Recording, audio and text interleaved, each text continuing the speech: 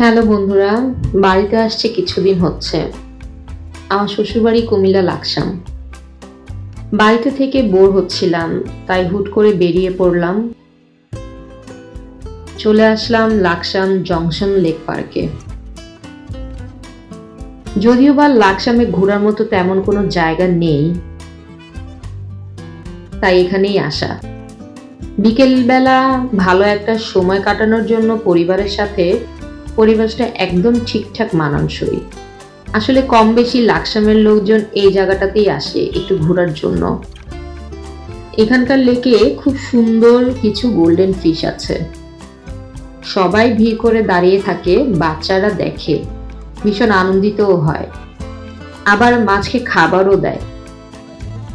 ঘুরতে আসবো আর কিছু হাবিজাবি খাবার খাবো না, তা তো হয় না। এখানে আসলে বিকেলে নানান রকম খাবারের দোকান বসে। এই যেমন ধরুন চটপটি, মুড়ি মাখা, হালিম, বাদাম, এই ধরনের আরো অনেক কিছুই পাওয়া যায়।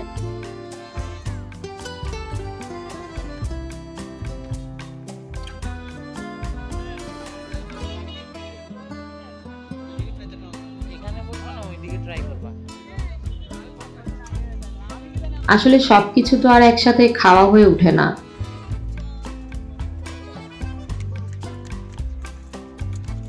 তারপরও আমাদের নাস্তা হিসেবে যতটুকু সম্ভব হয়েছে খেয়েছি।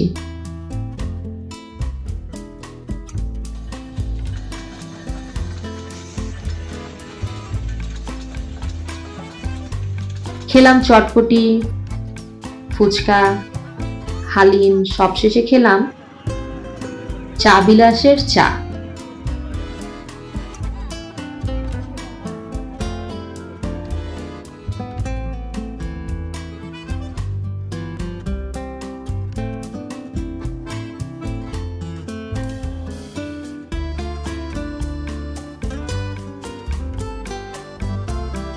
এই চা বিলাসের ছোট্ট একটা চা গাড়ি।